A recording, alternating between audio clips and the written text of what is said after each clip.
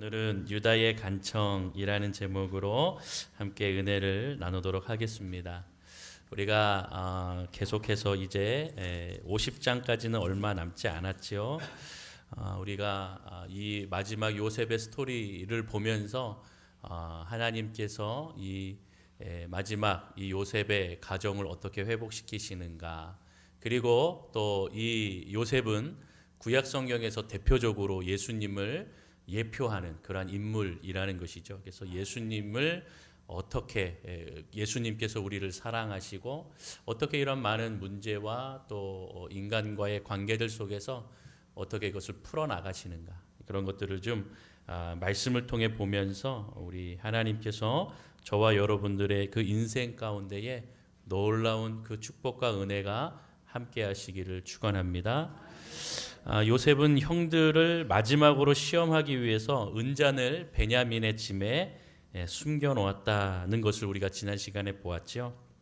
여러분, 무죄를 주장하다가 훔친 자가 있으면 바로 그 사람이 죽게 될 것이고 우리가 당신의 종이 되겠습니다, 이렇게 맹세하였던 그 모습들을 이제 보면서 결과적으로 보니까 베냐민의 짐에서 은잔이 나오게 되었고 형들이 다 같이 옷을 찢으면서 정말로 이제 할 말을 잃어버렸던 그 상황. 그래서 모든 짐을 다시 싸고 요셉이 있는 애굽으로 다시 가서 요셉 앞에 서는 그 모습까지 우리가 지난주에 보았지요. 여러분, 우리가 지난주에 읽었던 15절을 보면 뭐라고 말하면, 요셉이 그들에게 이르되 너희가 어찌하여 이런 일을 행하였느냐, 나 같은 사람이 점을 잘 치는 줄 너희가 알지 못하였느냐라고 이렇게 분노하며 얘기하는 그 모습들을 보죠. 여러분, 실제로 요셉은 점을 치며 이렇게 나아갔던 사람은 아닙니다. 그러니까 그만큼 미래를 좀 내다보는 지혜가 있다라는 그러한 의미로 여러분 이해하셔야 됩니다.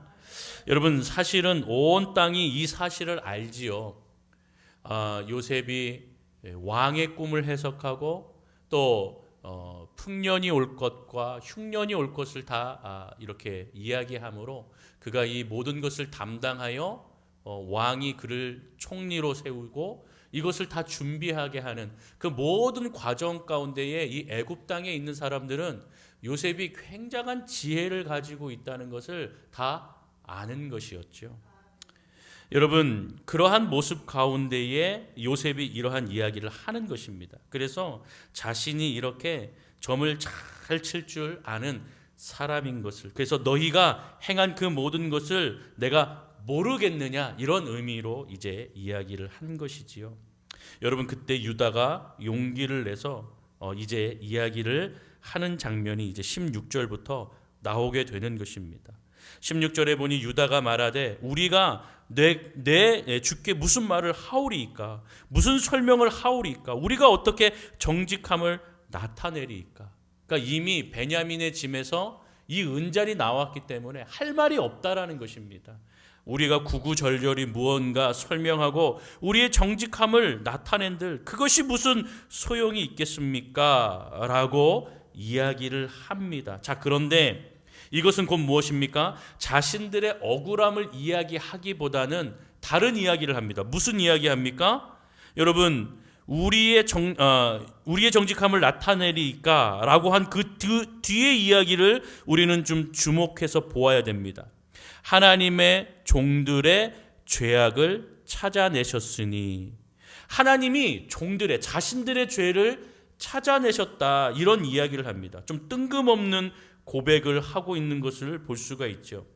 우리는 억울합니다, 우리는 이러지 않았습니다, 누가 이렇게 했는지 모르겠습니다 라고 핑계, 변명 이런 것들을 좀 해야 되는데 그것이 아닙니다. 오히려 자신들의 억울함보다는 하나님이 자신들의 죄를 찾아내셨다, 이렇게 표현을 하는 것이죠. 여러분, 또한 유다는 뭐라고 얘기합니까? 이 베냐민이 죄를 저지른 것입니다, 이 사람이 한 것이지 우리하고는 상관이 없습니다, 이렇게 나올 수도 있는데 그러하지 않았습니다. 종들의 죄라고 얘기하며 바로 연대 책임을 지겠다라는 그런 의미의 말을 하고 있는 것이죠. 즉 죽어도 같이 죽고 살아도 같이 살겠다는 그 마음으로 지금 요셉 앞에서 이렇게 얘기하는 것입니다. 유다는 지금 자신들이 훔쳤다 이것을 인정하는 것입니다. 어쨌든 자신들의 이 자루에서 나왔기 때문에. 그래서 이것을 지금 인정하지 아니할 수가 없는 상황이죠. 그러나 이것을 인정하면서 이것을 어떻게 할 수가 없지요 라고 말하면서 전에 과거에 있던 우리들의 죄를 하나님께서 찾으셨다, 이것에 포인트를 두고 있는 것입니다. 그래서 자신들이 예전의 과거에 요셉을 팔았던 그 죄를 고백하면서 우리의 이러한 죄를 하나님이 찾으시고 또 우리를 통하여 회개하기를 원하신다는 것을 말해주고 있는 것입니다. 오히려 형들은요, 어찌 보면 자신들에게 계속 이렇게 좀 이해할 수 없는 일들이 자꾸 벌어지니까 이 일들을 통하여서 하나님께서 우리가 요셉을 팔았던 그 과거의 죄를 물으시면서 지금 하나님께서 우리를 징계하고 계시는구나, 이것을 깨닫지 않았는가 그렇게 생각이 되어집니다.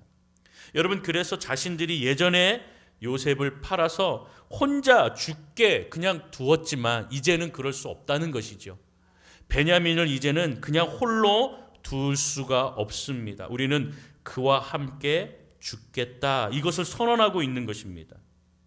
사실 요셉은 형들이 이렇게 변화된 모습을 내심 원했던 것이죠.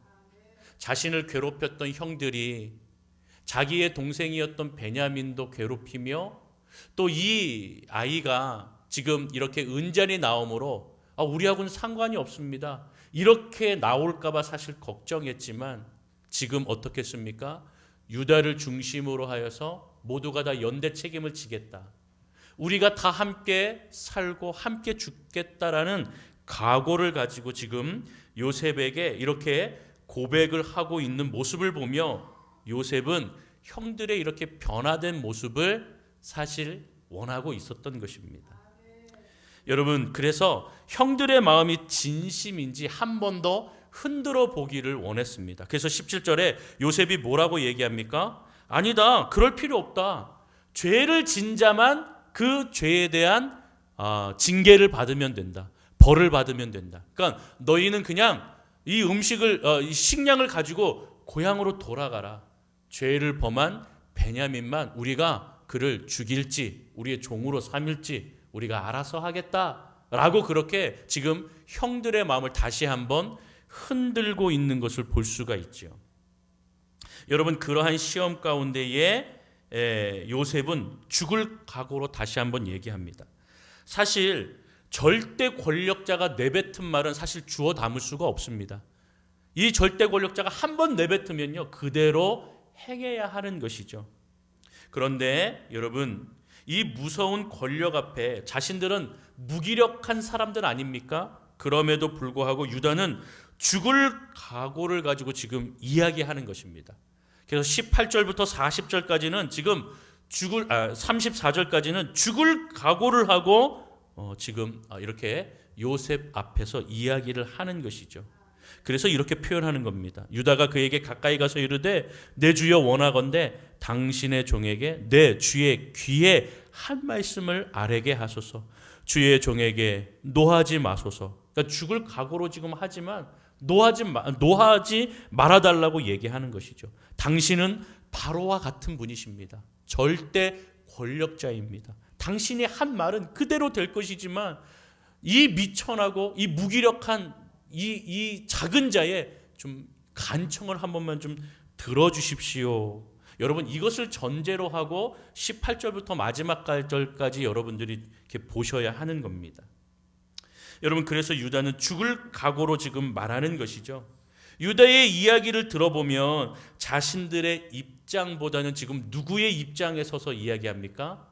아버지 야곱의 입장에서 지금 변론하고 있는 것을 볼 수가 있습니다.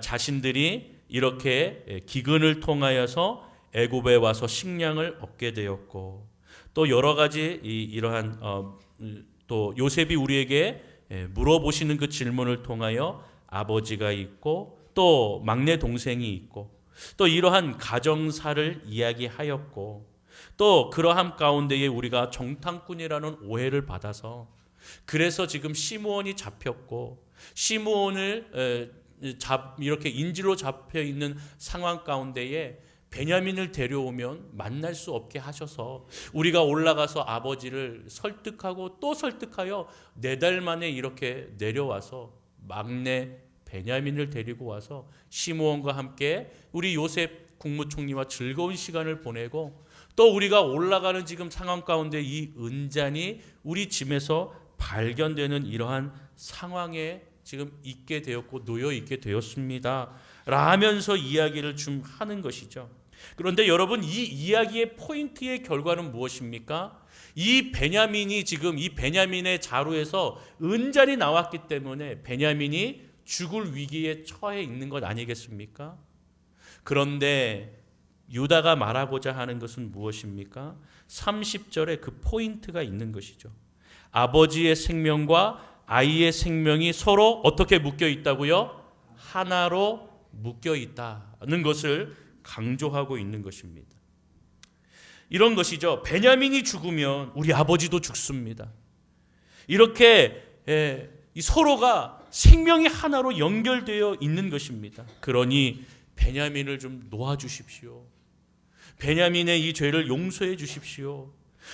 우리가 좀 억울한데 이 상황을 좀 다시 한번 좀 이렇게 살펴주십시오 하는 것이죠.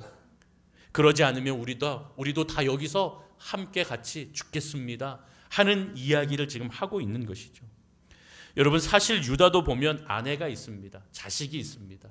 그리고 이 자식들도 결혼을 하여서 손자 손녀가 있는 것이죠. 그러니까 그러한 상황 가운데에 자신도 그러한 형편인데 이 모든 것을 지금 염두에 두지 않고 오직 아버지 야곱과 내가 했던 약속이 있고 아버지에게 이 베냐민은 한 생명으로 연결되어 있는 그러한 존재이니 제발 용서해 주시고 그렇게 극진하게 생각하는 이 베냐민을 놓아주셔서 같이 함께 보내달라고 얘기하는 것이죠. 여러분, 과거의 형이라면 아버지나 베냐민이냐 다 미움의 대상입니다. 편애하셨던 아버지 그리고 아버지의 사랑을 받았던 베냐민 모두가 다 사실 미움의 대상이지요. 그래서 차라리 잘 됐다, 다 그냥 모든 것을 여기서 포기하자, 될 대로 되라, 이렇게 마음 먹을 수도 있는 것입니다. 그러나 유다의 말이 완전히 다른 것이죠. 무엇입니까? 함께 죽겠습니다. 이 아이를 데려가지 않으면 아버지도 죽는 그러한 상황인데 제발 좀 데려갈 수 있도록 그렇게 놓아주십시오. 그러지 않으면 우리는 여기서 같이 죽을 것입니다 라는 그 유다의 말, 이 유다의 말에 요셉이 그것이 진심이라고 느끼게 되었던 것입니다. 여러분, 오늘 이 유다의 간청을 우리는 잘 주목해야 됩니다. 이 유다의 간청은 중보 기도의 핵심이라는 것입니다. 우리의 죄를 대신 지신 그 예수 그리스도께서 예수님의 그 마음, 그 영이 지금 유다에게 임하여서 유다가 죽을 각오로 베냐민을 보내달라고, 우리 아버지 야곱을 살려달라고 그렇게 지금 간청을 하고 있는 것, 이것이 바로 중보하는 중보 기도의 핵심이라는 것입니다. 여러분, 우리가 기도는 많이 하는데 특히 중보를 하는데 능력이 없는 이유가 무엇이냐면 유다와 같이 목숨을 다하는 간절함이 없기 때문이라는 것입니다. 그저 매너리즘에 빠져있는 습관적인 기도, 세상의 욕심을 채우려는 그러한 기도, 무엇을 이루어 달라고 하는 그 기도는 사실 힘이 없게 되는 것입니다. 여러분, 그러나 예수님께서 겟세마네 동산에서 올라가시고 피와 눈물이 되며 그 땀이 피가 되듯 그렇게 열심히 우리를 위해서 기도해 주셨던 그 기도, 여러분, 그 기도가 바로 그 우리를 위해 중보하였던 그 기도, 우리가 하나이듯 이들도 하나 되게 해달라고 그렇게 간절히 중보하시고 기도하셨던 그 기도의 사랑의 중보가 온 인류의 죄와 우리의 죄를 사하신 것처럼 지금 유다가 그렇게 바로 요셉에게 간청을 하고 있는 겁니다. 여러분, 중보 기도는 이렇게 해야 한다는 것이죠. 여러분, 목사가 되고 장로가 되고 안수집사가 되고 권사, 집사, 기관장, 교사의 직분을 맡으며 조금이라도 우리에게 주어진 영혼이 있다면 그 영혼을 위해 예수님의 마음처럼 지금 유다처럼 중보해야 되는 그 이유가 너무나 있는 것이죠. 부모들도 우리의 자녀를 위해 기도하는 것이고 또 자녀들도 부모를 위해 중보해야 하는 이유가 분명히 있는 것입니다. 그래서 여러분, 요한은 중보 기도를 할 때 어떻게 기도하였습니까? 요한 3서 1장 2절에 보면 우리가 잘 아는 그 요한의 중보에 대한 내용이 있습니다. 우리 다 같이 요한 3서 1장 2절 우리 같이 한번 좀 읽어보면 좋겠습니다. 같이 읽겠습니다. 시작. 사랑하는 자여, 내 영혼이 잘됨과 같이 내가 범사에 잘되고 강건하기를 내가 간구하노라. 아멘.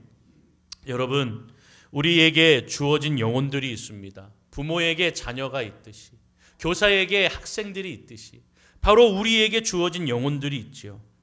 요즘 부모는요, 아이들에게 좋은 학교, 좋은 학원을 위해서 또 뛰어다니지만 정작 아이들의 영혼, 그들의 영혼을 위해서 목숨 걸고 기도를 하는지 묻고 싶은 것입니다.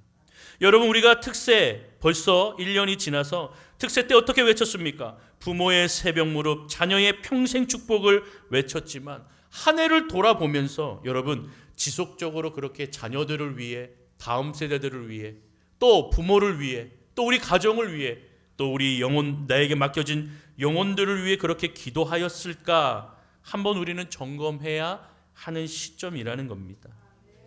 여러분, 예수님과 같은 중보, 그러한 기도의 무릎 오늘도 우리에게 주셔서 오늘도 우리가 서로를 위해서 기도하고 가정을 위해서 기도하고 다음 세대들을 위해 기도하고 자녀를 위해, 부모를 위해 우리가 함께 기도해 나아가는 그러한 중보의 놀라운 은혜를 주옵소서. 기도하시는 저와 여러분이 되기를 축원합니다. 축원합니다. 여러분, 이렇게 유다의 간절한 중보의 간청이요, 요셉의 마음을 움직였습니다. 요셉의 마음을요, 완전히 터치해버렸습니다. 그래서 우리가 다음 주에 보겠지만 45장에 넘어가면 요셉이요, 그 마음이 주체를 못해서 큰 소리로 우는 것이 45장 2절에 나옵니다. 그리고 결국 형들 앞에서 자신이 요셉이라는 것을 말하는 장면이 45장에 나옵니다. 여러분, 그 통로가요, 요셉의 목숨을 건 중보 기도를 통하여서 이 요셉의 마음이 완전히 무너지게 되는 것을 우리는 보게 되는 것입니다. 여러분, 이런 것이지요.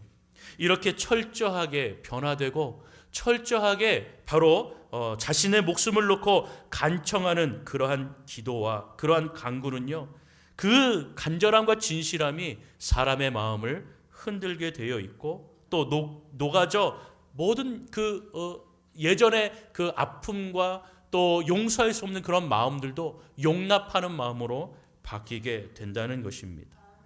우리가 죄인이지만 진심으로 회개하면 주님은 우리를 안아주시는 것입니다.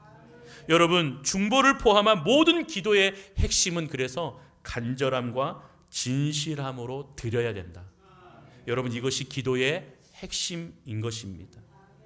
여러분, 유다의 형제 사랑, 우리가 함께 죽겠습니다 하는 형제 사랑, 그리고 우리 아버지 베냐민이 가지 아니하면 아버지는 죽습니다, 이렇게 간청하며 나아갔던 진실함과 간절함이요, 요셉의 이 마지막 시험이 끝나고 모든 상처, 모든 그 죄악, 모든 아픔이 다 치유되면서 요셉의 마음이 완전히 무너지고 이렇게 회복되는 과정으로 들어가는 것입니다.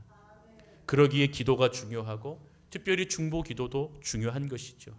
여러분, 그런 기도가, 그런 간절함과 그런 진실함의 기도가요, 용서할 수 없는 죄악도, 이해할 수 없는 일들도, 여러분, 용서할 수 없는 일들도 그러한 놀라운 역사를 이루게 한다는 것을 저와 여러분들은 반드시 기억해야 됩니다. 유다의 중보로 구원받은 베냐민은요, 그리스도의 은혜로 구원받은 죄인인 우리를 상징합니다.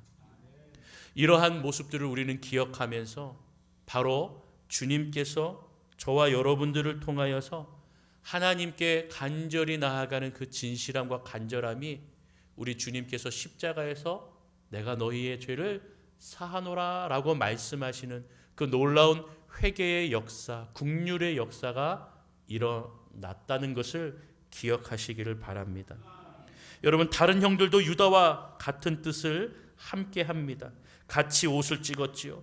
같이 죽음으로 각오하였습니다. 여기서 한 사람도 그냥 얘들은 얘들대로 해주십시오. 나는 하지 않았습니다. 이렇게 하고 홀로 빠지지 않았습니다. 모두가 다 같은 마음으로 함께 죽을 각오로 지금 유다와 함께 하였고 베냐민과 함께 하였다는 것입니다. 이렇게 형제들이 예전과 같이 다른 모습으로 하나 된 모습을 보여주고 있는 것입니다. 여러분, 이것은 성경 속에 한 겹줄보다 세 겹줄이 낫다라는 그 말씀을 이렇게 실천으로 보여주고 있는 것입니다. 여러분, 세 겹줄은 끊어지지 않는다라는 말씀 기억하시죠? 이렇게 우리가 함께 기도하면서 중보하면서 우리 교회가 세워지면 결코 끊어지지 않는 놀라운 은혜 아래 거하는 줄로 믿습니다. 세 겹줄이 되고 그것이 바로 하나가 되는 비결이라는 것입니다. 여러분, 그렇기 때문에 내 옆에 있는 자가 필요한 것이고 우리 공동체가 필요하다는 것을 분명히 말해주고 있는 것입니다. 여러분, 중보하는 기도의 용사가 더 많이 일어나기를 주님의 이름으로 축원합니다. 여러분, 그래서 이제 44장 9절 이후로 보면은요, 좀 이 유다나 이 사람들이 하는 언어의 모습들이 좀 바뀌었습니다. 종들이라는 표현을 쓰고 우리라는 표현을 씁니다. 이제 우리 하나 이렇게 우리 가족이라는 그러한 단어를 계속 씁니다. 이렇게 변화가 되었다라는 것입니다. 여러분, 우리 CCM 복음성을 보면 주 안에 우린 하나라는 찬양이 있습니다. 주 안에 우린 하나, 모습은 달라도 예수님 한 분만 바라네. 사랑과 선행으로 서로를 격려해. 이렇게 하면서 주 안에 우리는 하나다는 찬양을 하게 되는 것이죠. 여러분, 그래서 주님이 교회의 머리가 되시고 우리는 그리스도의 몸 그리고 지체가 되어 교회를 이루어 간다라고 우리에게 말씀하는 것입니다. 기도가 중요한 것은요, 우리가 기도할 때 하나가 되기 때문입니다. 할렐루야, 할렐루야. 기도할 때 하나가 되는 것입니다. 그래서 여러분, 여러분들의 부서를 위해서, 여러분들의 기관을 위해서, 여러분들의 가정을 위해서, 우리 교회를 위해서, 나라 민족을 위해서 기도할 때요, 여러분 하나가 될 수 있는 것입니다. 그 하나됨의 놀라운 은혜를 여러분들도 느끼고 또 그 은혜를 끼쳐나가는 저와 여러분들이 되어야 될 줄로 믿습니다. 교회가 하나가 된다는 것은 무엇입니까? 피와 살과 뼈가 붙는다, 연결된다는 것을 의미하고 있는 것이죠. 그렇기 때문에 형제가 아파할 때 아파하는 것이고 기쁜 일이 있으면 함께 기뻐하는 것입니다. 여러분, 놀랍게도 지금 형들은요, 서로를 사랑할 수 없는 조건이라는 것이죠. 아버지는 같지만 어머니가 다르고, 그렇죠? 그래서 12명이 지금 이렇게 하나가 된다라는 것은 사실 쉽지가 않습니다. 야곱이 요셉과 베냐민을 편애하였죠. 여러분, 그렇기 때문에 형들은 오히려 이렇게 더 하나, 서로 이 요셉과 베냐민을 제외한 형들은 악한 모습으로 하나 되기가 쉬웠습니다. 왜? 아버지의 편애받는 아들들과 그렇지 않은 아들들과 이렇게 나누어질 수 있었기 때문에, 이들도 어찌 보면 서로 다 다른 어머니가 있었기 때문에 서로 다 다른 마음으로 살아갈 수가 있었던 것이죠. 그러나 여러분, 지금 하나님께서 그들의 죄를 발견케 하시고 또 이러한 시험을 통하여서 그들을 지금 빚어가고 계시다라는 것입니다. 그래서 결국에 이 마지막 시험을 통하여서 결국에 이들이 하나 된 모습으로 지금 이렇게 유다를 통하여 고백하는 모습을 보게 하시는 것을 여러분, 우리는 이 과정을 지금 잘 이해하고 보셔야 되는 것입니다. 이 어려움 가운데에 수많은 이 편애와 아픔과 배다른 형제들의 그 수많은 이야기들이 여기 성경에 다 기록되어 있지는 않지만 얼마나 많이 있었겠습니까? 얼마나 많은 갈등이 있고 얼마나 많은 다툼이 있고 얼마나 많은 그러한 서로의 생각들이 있었겠습니까? 여러분, 그러한 수많은 시간에 침묵으로 죄를 숨기고 있었고 그 죄가 들키지 않았으면 좋겠다라는 마음으로 갔지만 하나님은 그냥 두시지 않았습니다.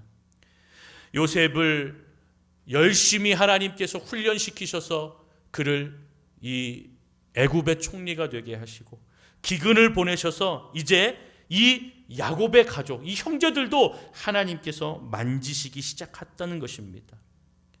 결국에 고난과 시험의 길을 통하여서 이 야곱의 가족들, 요셉을 중심으로 하여서 형제들을 하나님께서 빚어가시기 시작하셨고, 그래서 결국에 이 모든 것들이, 이 모든 고난과 시험을 통하여서 이 야곱의 가문을 하나님께서 이끄셨다. 이것이 하나님의 계획이요 하나님의 역사인 줄로 믿습니다.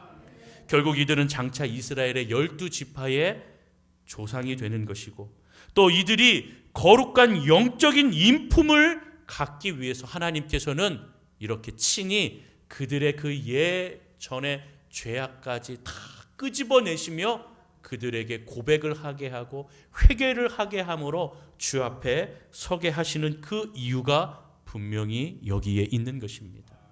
사랑하는 성도 여러분, 하나님께서 저와 여러분들도 바로 이러한 옛 과거의 죄악까지도 주님께서 우리에게 생각나게 하시고 또 그것을 고백하게 하시고 그것을 통하여 주님 앞에 서게 하심은 저와 여러분들이 하나님 앞에 거룩한 주님의 백성과 자녀로 서기 위해서 그렇게 하나님께서는 영적인 이 거룩함 인품을 만드시기 위해 이 성화의 과정, 인내와 연단하며 소망의 하나님을 바라보게 하는 과정을 반드시 만드시고 있음을 기억하시는 저와 여러분이 되기를 소망합니다. 중요한 포인트는 무엇입니까? 형들의 이 변화는요, 착하게 살라고 열심히 성경 공부한 것 아닙니다. 이것으로 이루어진 게 아닙니다. 요셉을 만나서 시작이 되었다는 것입니다. 요셉은 구약시대에 예수님을 상징하는 예표하는 인물이라고 하였습니다. 예수님을 만나면 변화의 시작이라는 것입니다. 저와 여러분들의 변화의 시작은 예수 그리스도를 만남으로 시작되는 것입니다. 그러니 여러분, 이 땅에 예수 그리스도를 보내주시는 것은 놀라운 은혜지요. 아기 예수 탄생을 찬양하고 예배하고 또 그것을 기념하고, 여러분 우리가 많은 것들을 또 준비하고 있지만 여러분 가장 중요한 포인트는 이 예수를 만남으로 우리가 변화된 인생이 되었다. 죄인에서 바로 의인으로, 사망에서 생명으로, 그 은혜 주심을 우리가 기억하면서 우리도 이렇게 독생자 아들 예수 그리스도를 보내주신 하나님의 사랑, 또 그 하나님의 뜻에 죽기까지 순종하셨던 예수 그리스도의 희생의 사랑, 이것이 저와 여러분들에게 진심으로 올 때에, 진심으로 다가올 때에 변화가 시작될 수 있는 것입니다. 그래서 죄를 회개하고 주님을 닮아갈 수 있도록 인도해 달라고 주님의 임재를 구하며 나아가는 인생이 되는 것입니다. 사랑하는 성도 여러분, 예수 안에 서시고 예수를 만나 예수의 그 진심, 하나님의 놀라운 사랑, 아들을 주시기까지, 그 아들은 아버지의 말씀에 순종하며 죽기까지, 보혈을 흘리기까지 우리를 사랑하시고 성령께서는 우리에게 이러한 예수 그리스도의 사랑과 하나님 아버지의 사랑을 깨닫게 하시는 진리의 놀라운 역사가 우리 안에 이루어져 우리가 변화되고 주님을 만나 주님을 찬양하는 그러한 귀한 믿음의 성도들로 서시기를 주님의 이름으로 축원합니다. 축원합니다.